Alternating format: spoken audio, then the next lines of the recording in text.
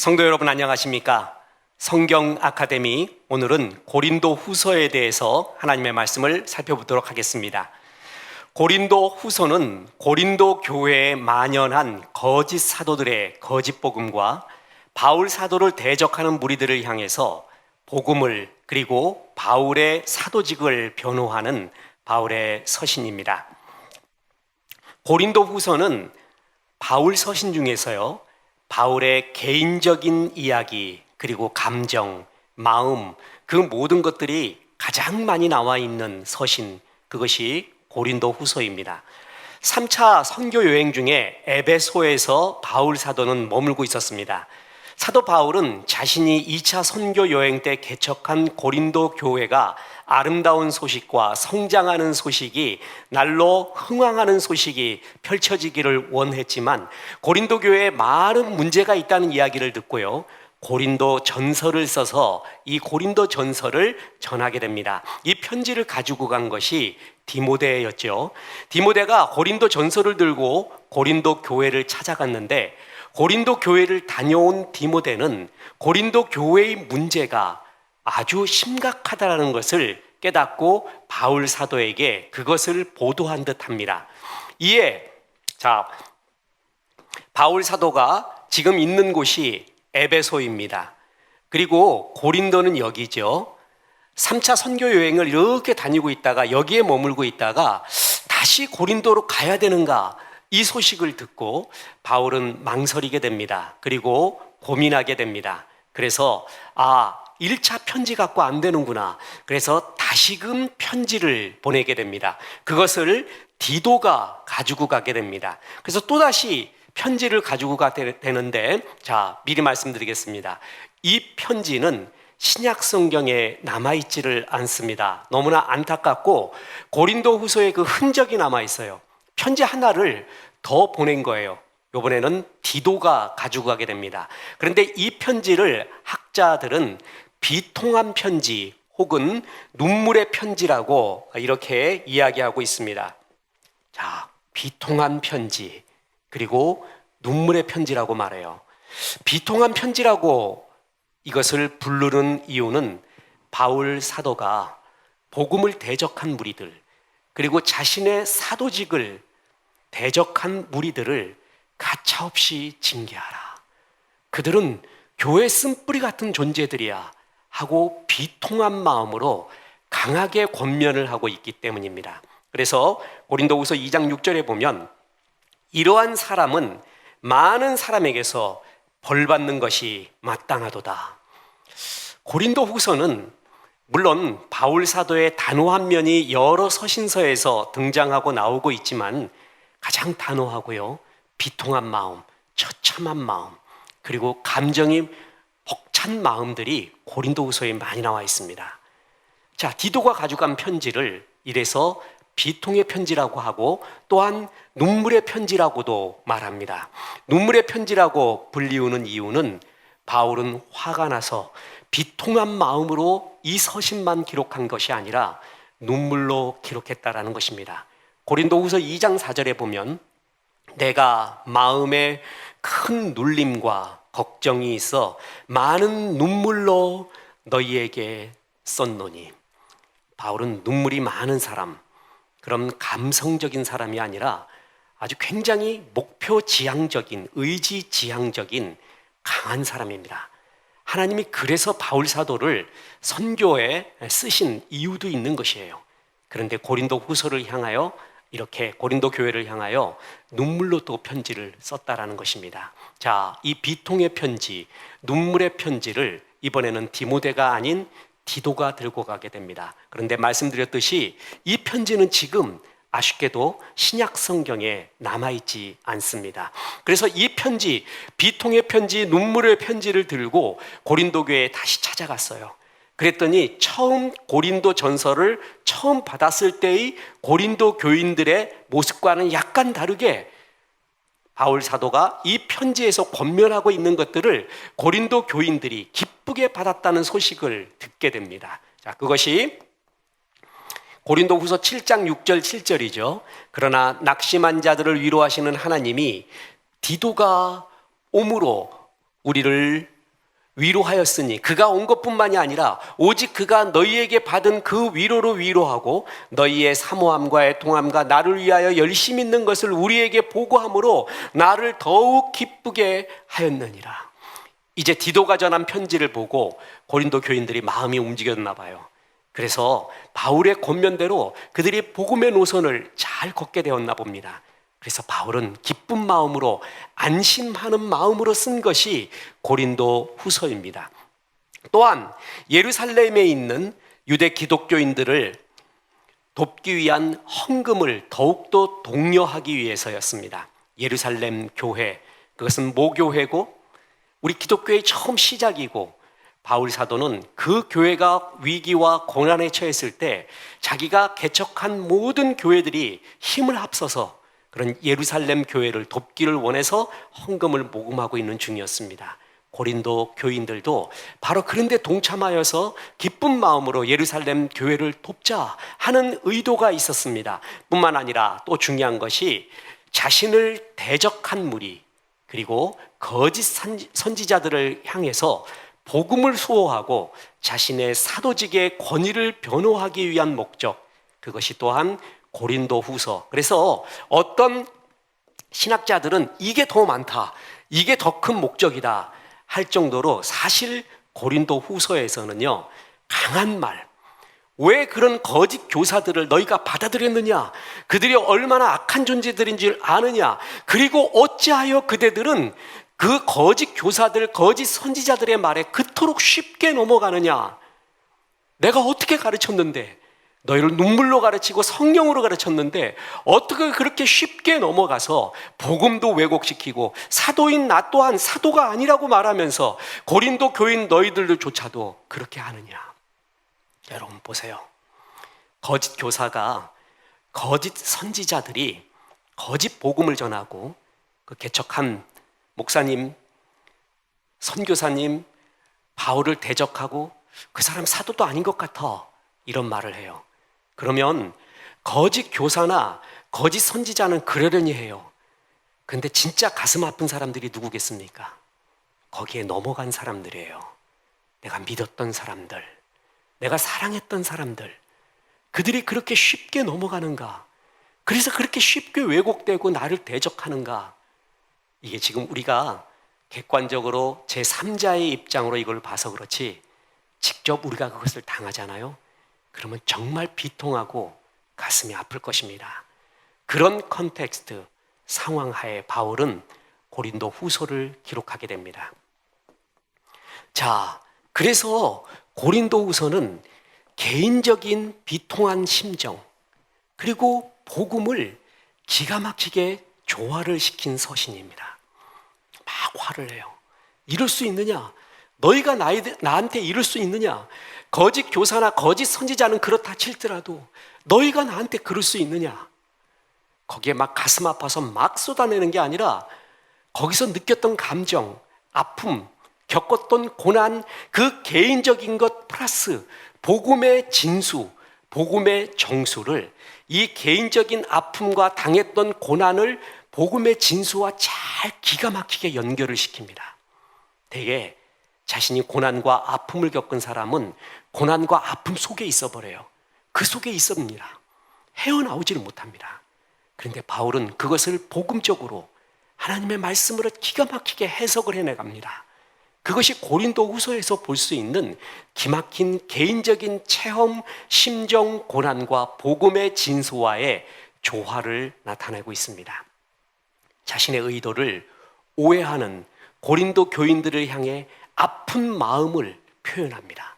그리고 복음을 왜곡시킨 거짓 선지자들, 거짓 교사들의 모임 또한 분열과 다툼을 일으키는 그들을 신랄하게 대적하며 비난하고 그들을 쫓아내라 라고 이야기합니다.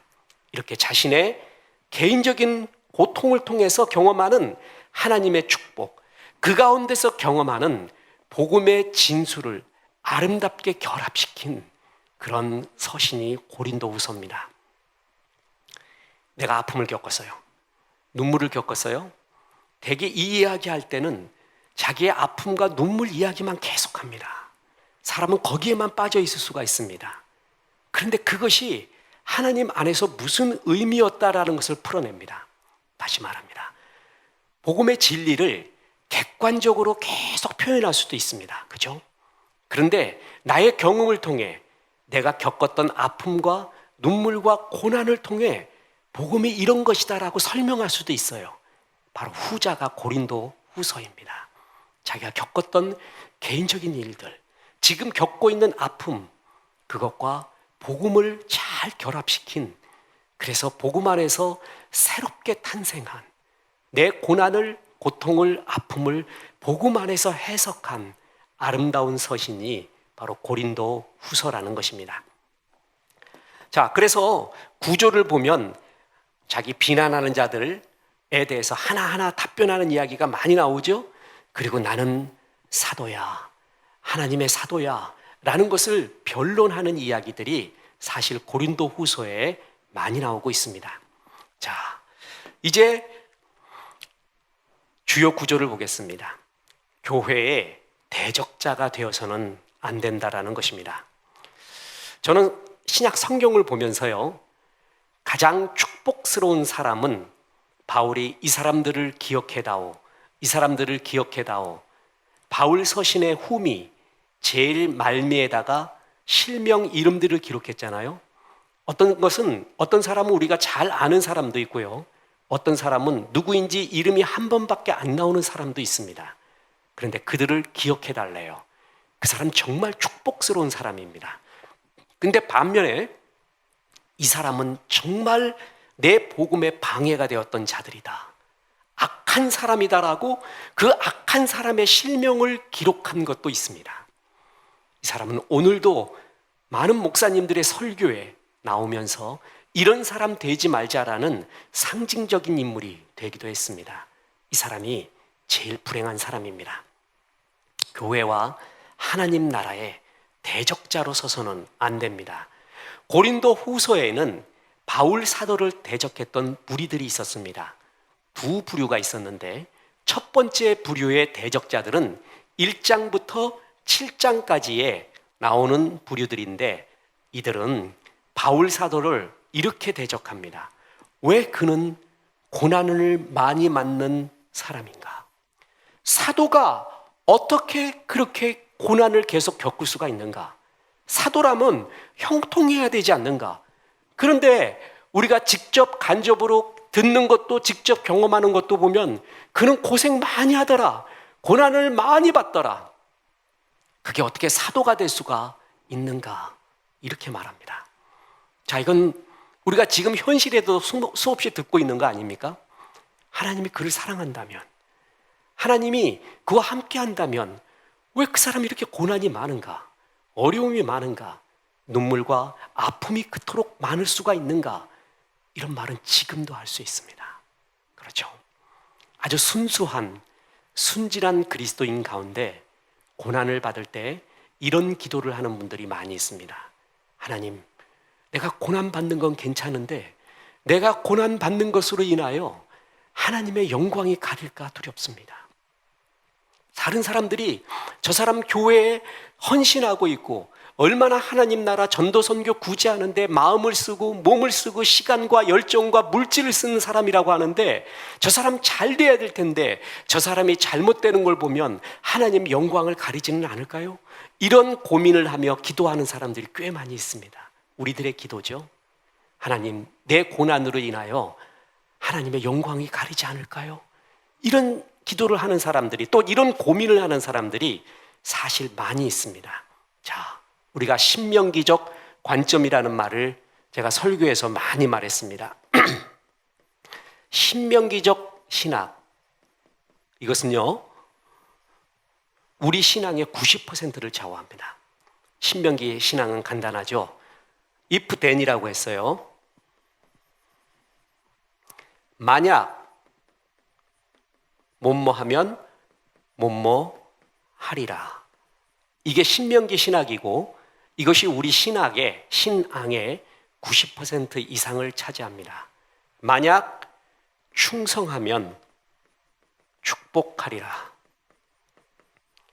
불순종하면 징계하리라.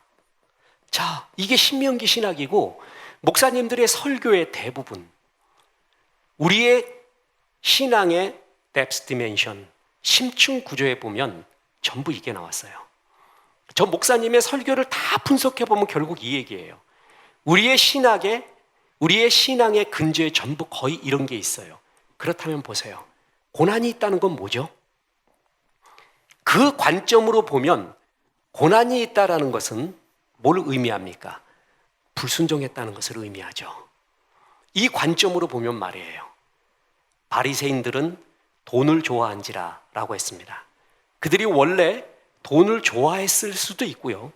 또 하나, 그들은 돈을 좋아해서 부자가 되면서 뭘 드러내고 싶으냐 하면은 나는 충성스러운 사람이라 이거예요. 충성을 해서 이런 돈의 축복을 받았다. 이거를 더 보여주고 싶었던 것입니다. 이것이 신명기적 신학.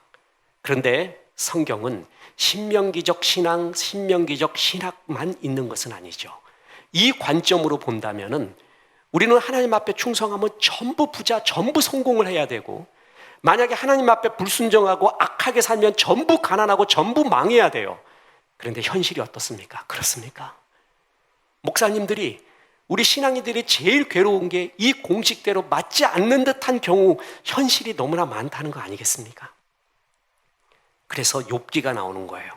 하박국서가 나오는 거예요. 그것만이 신앙은 아니다. 그런데 거짓 선지자들, 거짓 교사들, 바울을 대적하는 무리는 오직 이런 단순한 공식에 대입시켜서 그가 고난을 많이 받고 있다. 그가 충성스럽고 하나님이 기뻐하면 고난이 많겠는가? 이런 식으로 말하는 거예요. 뭔가 문제가 있는 거지. 사도가 아닐 수도 있어. 아니면 하나님이 기뻐하지 않는 삶을 살고 있을 수가 있어. 이렇게 해석을 해 나갑니다. 그에 대해서 바울은 자기가 받았던 고난 맞다. 나 이런 고난을 받았다라는 것을 그대로 말하면서 그 고난의 이유, 그 고난의 목적, 고난의 교훈에 대해서 복음의 진수를 또 증명하는 것입니다. 자, 보십시오. 형제들아, 우리가 아시아에서 당한 환난을 너희가 모르기를 원하지 아니하노니 힘에 겹도록 심한 고난을 당하여 어느 정도요? 살 소망까지 끊어지고, 그래서 어떤 사람은 이 구절을 갖고 바울도 자살 충동을 느꼈다라고까지 표현하는 걸 봤습니다. 조금 너무 극단적인 표현일지도 모르는데 그만큼 힘들었다라는 것이죠. 우리는 우리 자신이 사형 선고를 받은 줄 알았으니, 그래, 거짓 교사들이 말하는 것처럼 너희가 느꼈던 것처럼 나 선교 여행하면서 정말 견디기 힘든 고난 받았다. 힘들었어. 그런데 그것이 내가 하나님 앞에 불순종하고 주님 앞에 올바로 살지 못했기 때문에 받은 고난인 줄 아니? 그렇지 않아. 이는 내가 고난을 받은 것은 우리로 자기를 의지하지 말고 오직 죽은 자를 다시 살리신 하나님만 의지하게 하려 하심이라. 이것이 내가 받은 고난의 이유야. 우리는 이것을 설교를 통해, 성경 공부를 통해, 경건서적을 통해 수없이 많이 봤습니다. 그래서 그렇구나라고 하는데, 그때 당시 이 고난에 대해서 이렇게 해석을 해주고 이렇게 말해주는 것은 정말 드물었습니다. 바울은 이 고난을 통해 바로 이런 고난의 유익, 교훈을 위해서 하나님이 허용하신 거라고 이렇게 해석을 해주고 있습니다. 나를 의지하지 않고, 자신을 의지하지 않고 죽은 자를 다시 살리신 하나님만 의지하기 위해 내가 이런 고난을 당하고 약함 속에 있었다라는 해석을 해줍니다. 다시 말합니다. 고린도 후서는요, 하나님의 복음을 논리적으로, 이론적으로 쭉 증명한 게 아니라 이런 아픈 현실, 공격당하고 있는 현실 가운데 내가 체험한 것 가운데 하나님의 복음의 진수를 결합시키는 기가 막힌 나의 아픔에 대한 복음의로의 승화를 말하고 있다는 것이죠. 그래, 너희들 말한 대로 내가 고난 많이 겪었어. 그것은 내가 하나님 앞에 불순종했기 때문이 아니라 하나님만 의지하기 위하여 주님은 이런 고난을 선용하시고 허용하신 것이야 라고 말합니다. 이것은 오늘날 우리에게도 마찬가지라고 믿습니다. 고난 많을 때 주님만 의지하는 겁니다. 진짜 아찔한 고난, 막다른 골목 같은 고난을 당하잖아요. 그럼 정말 그때 배웁니다. 그리고 그때 주님만 의지하고 그때 사람들이 보기에는 비참한 사람같이 보여도 하나님이 보시기에 그는 그 약할 때가 가장 강할 때라고 주님은 말합니다. 그때가 진짜 변하는 거예요. 제자 훈련, 훈련, 교육, 저는 최고의 훈련, 최고의 교육, 그것은 고난이라고 봅니다. 고난에서 진짜를 배웁니다. 하나님 의지하는 법을 이때 배우게 됩니다. 자, 뿐만 아닙니다. 우리는 보배를 질그릇에 가진 존재인데 우리에게 사방으로 우겨쌈을 당하고 답답한 일을 당하고 그리고 박해를 당하고 우리가 이런 일들을 수없이 겪었다. 그 이유가 뭔 줄 아는가? 우리에게 있는 질그릇. 그 질그릇 속에 예수를 더욱더 나타나게 하기 위해서다. 똑같죠? 앞의 구절과 똑같은 구절입니다. 고난을 통해 자기 자신이 아닌 하나님을 더욱 의지하는 것이다. 그리고 질그릇과 같은 우리 존재가 보배이신 하나님의 은혜, 하나님의 사랑, 하나님을 담고 있는데 하나님을 더욱 드러내게 하는 것. 우겨쌈을 당하도 사방에 벽이 있어도 박해를 당하고 답답한 일을 당하고 우리는 그럴수록 우리 속에 있는 그리스도가 더욱 드러나지 않는가. 그것이 고난의 이유라는 것입니다. 보십시오. 하나님이 우리에 대한 존재의 선언이 있거든요. 너희는 모아 같다, 모아 같다, 모아 같다. 그 중에 하나가 그릇입니다. 자, 우리는 그릇이라고 했어요. 그릇은 뭐죠? 수용성, 담고 있는 존재입니다. 뭘 담는 존재예요. 그러니까 그릇이 가장 아름다우려면은 그릇이 깨끗해야 됩니다. 깨끗한 그릇이 금이냐, 은이냐, 나무냐, 질그릇이냐, 그것보다 깨끗한 그릇이냐를 주님이 보십니다. 어떤 사람은 금같이, 어떤 사람은 은같이, 나무와 질그릇같이 만듭니다. 그건 하나님의 영역입니다. 그것을 절대 주권이라고 합니다.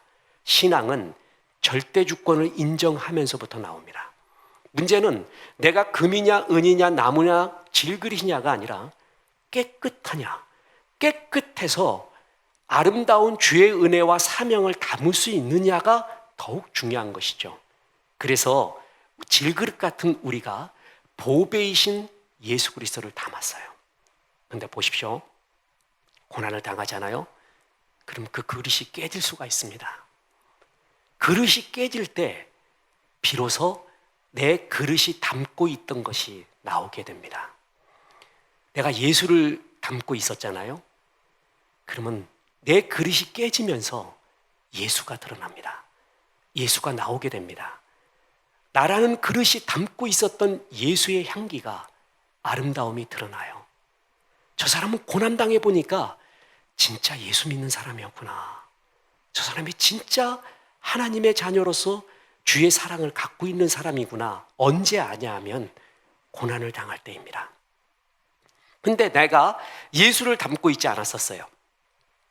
오물을 담고 있었습니다. 욕망을 담고 있었고 세상 욕심을 담고 있었어요. 고난이 왔어요. 그러니까 그릇이 깨져요. 그랬더니 쏟아져 나오는 게 뭐냐 하면 온갖 악한 말, 악한 불평, 악한 세상적인 말들이 쏟아져 나와요. 고난은 내가 무엇을 담고 있었는가, 무엇을 품고 있었는가를 드러내고 있습니다. 우리가 흔히 하나님께 영광이라는 말을 하는데 가장 큰 오해가 무엇이냐 하면 하나님께 영광이라는 말이 승자의 말이라고 생각하고 있습니다. 성공한 자의 말이라고 생각해요. 꼬링을 넣었어요. 하나님께 영광, 손을 듭니다. 사업에 성공했어요. 주께 영광, 모든 영광을 하나님께 찬양합니다. 그래서 하나님께 영광이라는 말은 성공한 자가, 승리한 자가 독식하는 것처럼 생각됩니다. 그러나 성경을 보면 그렇지 않을 수가 있습니다. 성경은 내가 실패했을 때, 그리고 내가 낙심하고 무너졌을 때, 그때 하나님께 영광을 더 드러낼 수 있다는 것입니다. 내 그릇이 깨졌을 때, 그때 내가 담고 있었던 예수가 더욱더 드러난다는 거예요. 목회를 해보면서 사업에 성공하고 모든 일에 승승장구하는 사람이 하나님께 영광, 감사, 헌금도 내고 헌신도 하는 걸 볼 때 그렇게 좋을 수가 없습니다. 되도록이면 다 그렇게 됐으면 좋겠습니다. 그런데 현실이 그렇지 않잖아요. 어떤 사람이 실패했어요. 무너졌어요. 그러면 욕을 해야 돼요.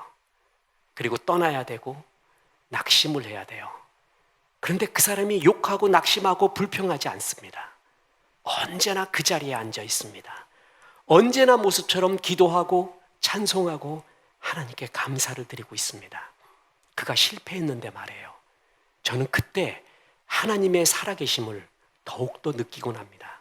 실패자가, 무너진 자가 더욱 하나님의 살아계심을 보여주고 있다는 것입니다.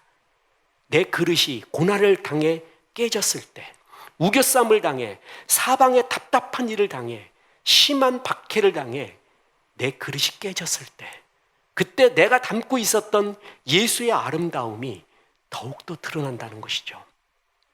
승리자만, 성공한 자만 하나님께 영광을 돌리는 게 아닙니다. 내가 비록 실패했어도, 지금 세상적으로 볼 때 초라할 때도, 저 사람 보면 정말 하나님이 살아있구나. 욕할 줄 알았더니 살아있구나. 실제입니다. 어느 비서가 있었는데 사장님이 사업을 했는데 하나님께 영광 돌린다 하며 예배로서 사업을 시작하고 그렇게 전도하고 선교하고 구제하며 사업을 잘 이끌어왔습니다. 그런데 아쉽게도 그 사업이 망하게 되었습니다. 그때 그를 돕고 있었던 크리스찬이 아닌 그 비서가 이제 저 사장은 하나님을 욕할 것이다. 내가 옆에서 보았다. 저 사람은 진짜 하나님 앞에 신실하게 섰는데 왜 저랬을까? 분명히 저 사람은 이제 하나님 욕하고 떠날 거야 라고 상식적으로 생각을 했다고 합니다. 그런데 그렇지 않은 거예요. 여러분, 폐업 예배라고 아십니까? 저는 한 번 드려봤습니다. 20년 목회하면서 폐업 예배 한 번 드려봤습니다. 개업 예배는 수없이 드려봤는데 폐업 예배, 문을 닫는 것도 주님의 은혜가 있을 줄 믿습니다 하며 폐업 예배를 드린 거예요. 그리고 하나님께 영광을 돌린 거예요. 그것을 바라보던 넌 크리스찬 비서는 이해할 수가 없었습니다. 이건 있을 수가 없는 일이다. 내 경험으로 있을 수가 없는 일이고 진짜 하나님이 살아계시는구나. 저 사람 진짜 하나님 믿는구나. 그때 감동을 먹어서 그가 크리스찬이 되는 큰 역할을 했다라는 것입니다. 질그릇이 깨질 때 내가 담고 있는 것이 드러나게 됩니다. 지금 이러한 얘기는 구약 신명기적 전통을 계속 이야기해 오던 바울 말고 바리새인과 서기관들에게 들어왔던 수많은 고난의 이유와 고난의 해석에 대한 구절과 많이 상반되는 그런 하나님의 마음, 하나님의 사랑을 담고 있는 하나님이 바울을 통해 주신 고난의 아름다운 해석들이었습니다. 바울이 그렇게 자기의 고난을 복음의 진수와 빗대어서 이렇게 설명을 하고 있다라는 것입니다. 뿐만 아닙니다. 이 대적자들은요, 바울이 편지는 잘 쓴다. 편지는 강하고 독하게 쓰는데 설교해보니까, 말해보니까 지독하게 못하더라. 어떻게 저렇게 말을 못할 수가 있느냐. 당시에 헬라 철학자들, 철학가 웅변가들은 얼마나 수사하게 뛰어나고 말을 잘했느냐. 아니, 사도로서는 말을 잘해야지 어떻게 말이 저렇게 어눌할 수 있느냐. 이것 갖고도 또 걸고 넘어져요. 바울이 내 말의 어눌함이 주께 영광 돌린다. 또 이렇게 변호를 합니다. 뿐만 아닙니다.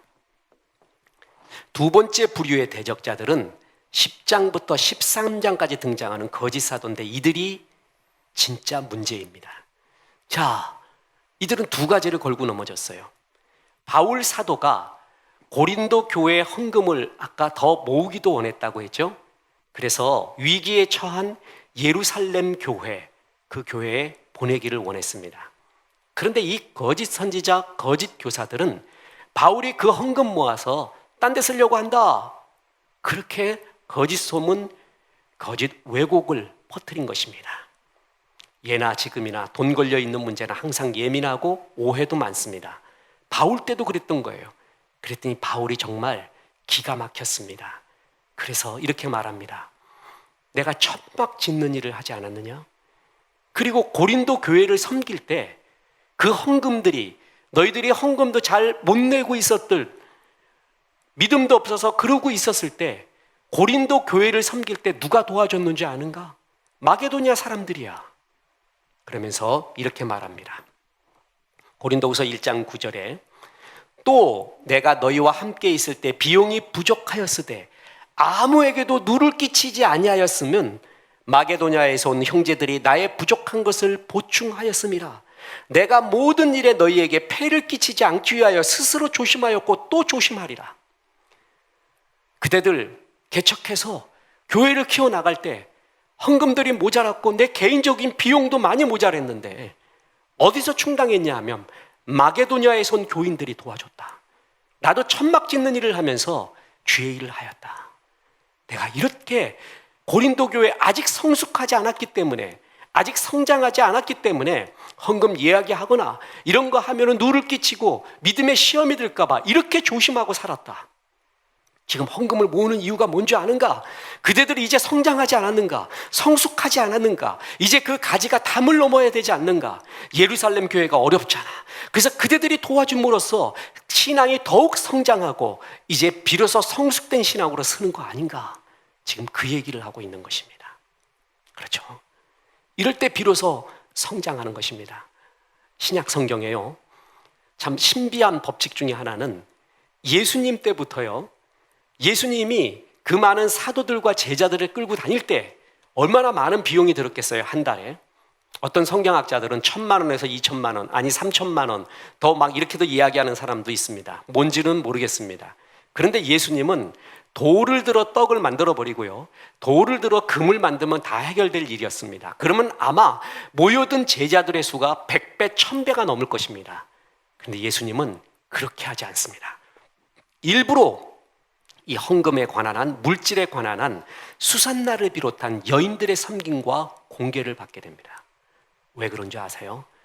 그것이 기회를 주는 거고요, 물질은, 돈은 그냥 돈의 문제가 아니라 영적인 문제입니다. 구약의 여러 잡신들이 다 물러나고 신약에 강력한 거 하나가 남았습니다. 만몬신, 돈신입니다.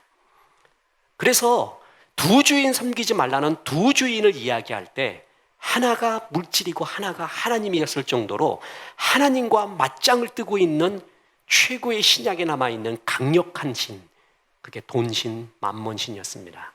헌금은 뭔지 아세요? 내 주인이 하나님이라는 것입니다. 하나님이라는 표식입니다. 내 믿음은 주님께 가 있다는 것이에요. 헌금을 드리는 순간 바로 그 믿음의 표식을 주께 드리는 것입니다. 그래서 예수님은 일부러 예수님의 사역 때에도 돌을 들어 황금을 만들지 않고 사람들의 공개를 받게 됩니다. 이것이 얼마나 깊은 영적인 법칙인지 모릅니다. 바울 사도도 그렇게 했습니다. 공개하는, 헌금을 하는 수많은 헌신된 성도들을 통해서 그 헌금을 충당하며 이렇게 살아옵니다. 보십시오. 고린도 교인들이 이런 말, 거짓 교사들이 이런 말 안 들으려면 바울이 얍 해가지고 돌을 황금으로 만들어버리면 되잖아요. 하나님의 뜻이 있다면 그렇게 하실 수 있습니다. 그런데 그렇게 하지 않습니다. 이게 진짜 믿음의 척도이기 때문에 그렇습니다. 어느 주인을 섬기고 있느냐, 그 문제이기 때문에 그렇게 했고, 바울은 이것을 그렇게 말합니다. 고린도 교회 오해하지도 마라. 또 그런 말 하지 마라. 속지 마라. 내가 그런 것에 마음을 혹하고 있는 줄 아는가? 그런 것을 기대하고 있는 줄 아는가? 아닌 거 알지 않는가? 라고 하면서 이 돈 문제에 대해서 변호합니다. 그런데 이게 문제가 아니었습니다. 제일 문제는 그 거짓 사도들이 만들어 놓은 거짓 복음 때문에 그렇습니다. 이것이 무엇인가? 잘은 모릅니다. 그런데 성경 구절을 통해서 보면요, 만일 누가 가서 우리가 전파하지 아니한 다른 예수를 전파하거나 혹은 너희가 받지 아니한 다른 영을 받게 하거나 혹은 너희가 받지 아니한 다른 복음, 자, 다른 예수, 다른 영, 다른 복음을 받게 할 때 너희가 잘도 용납했구나. 어떻게 어떻게 그런 것을 받아들일 수 있느냐? 내가 겨우 그 정도 가르쳤느냐? 이것은 결정적이죠. 예를 들어서 어떤 일, 하나님의 말씀에 대한 해석과 강조점이 다르기 때문에 나누어질 수 있습니다. 여러 교회의 교파들이 나누어진 이유 중에 하나가 그 말씀의 강조점을 더 나는 이것이 더 중요해, 이것이 더 중요해, 이것이 더 중요해 라고 해서 그 강조점과 가치관의 차이일 수는 있습니다. 형제가 다 다르듯이요. 그런데 달랐다, 그런 것은 뭐예요? 그걸 이단이라고 하죠. 다른 것은 이단이에요. 다른 예수, 다른 성령, 다른 복음을 거짓 선지자들이 전했습니다. 그런데 너희들이 그것을 잘도 용납하구나. 이것은 절대 용납해서는 안 된다. 그것이 바울이 자기 개인적으로 공격받고 있는, 어떻게 사도인데 그렇게 고난만 많이 받느냐, 형통함이 없느냐, 어떻게 사도가 편지만 쓰고 설교는 말은 그렇게 못하느냐, 사도가 좀 돈 문제에 걸리는 거 아니냐, 이런 말보다 더 가슴 아팠던 게 바로 이러한 거짓 영, 거짓 복음에 대한 고린도 교인들의 자세였습니다. 그것을 잘도 받아봤구나. 이것을 정말 격분하면서 고린도 후서를 기록한 것입니다. 자, 그러면서 바울 사도는 이제 고린도 교인이, 고린도가 신흥, 산업, 상업 도시라고 했죠. 많은 부류가 몰려들고 있는, 성장하는, 그래서 여러 잡신, 여러 가치관이 충돌하고 있는 곳이라고 했습니다. 이들은 현실이 중요했습니다. 눈에 보이는 것이 중요했습니다. 그래서 눈에 보이는 것을 소중히 여기는 그러한 현실적 그리스도인이었습니다. 그들에게 바울 사도는 또 권면합니다. 보이지 않는 영원의 세계에 주목하라고 말합니다. 자, 고린도후서 4장 18절에 보면 우리가 주목하는 것은 보이는 것이 아니요 보이지 않는 것이니 보이는 것은 잠깐이요 보이지 않는 것은 영원함이라. 그래서 보이지 않는 하나님의 나라지만 보이는 이 세계는 잠시 동안이다.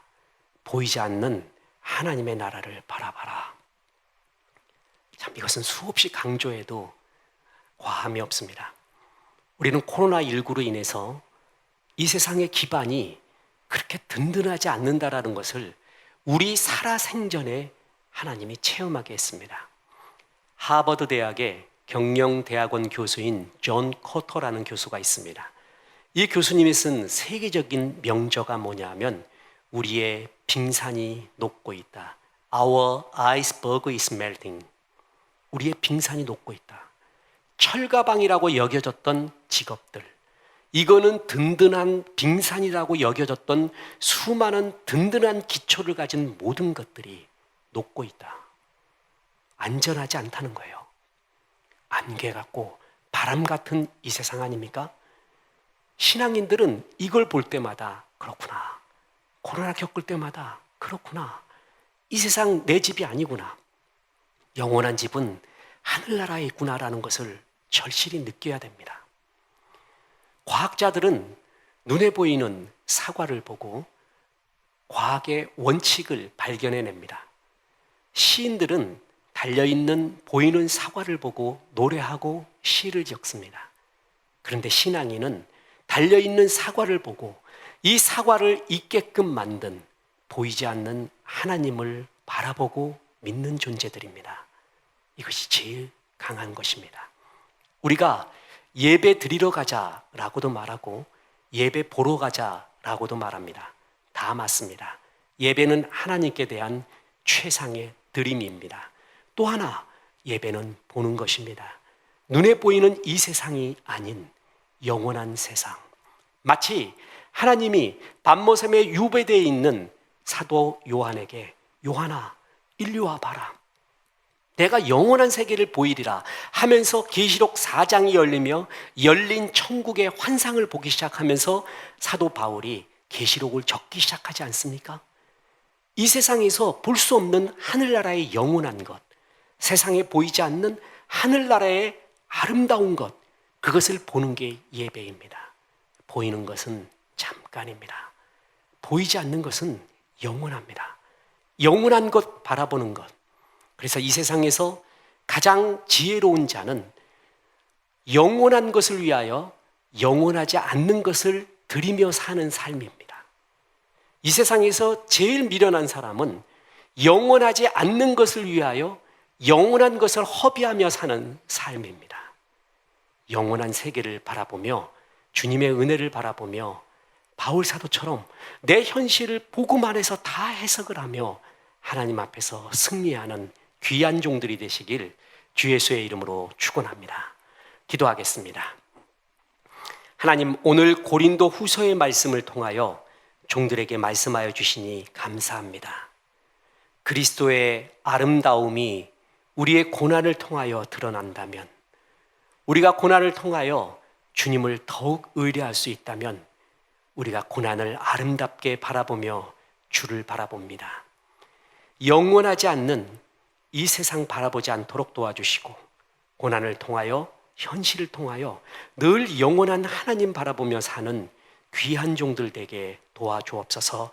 예수님의 이름으로 기도했습니다. 아멘.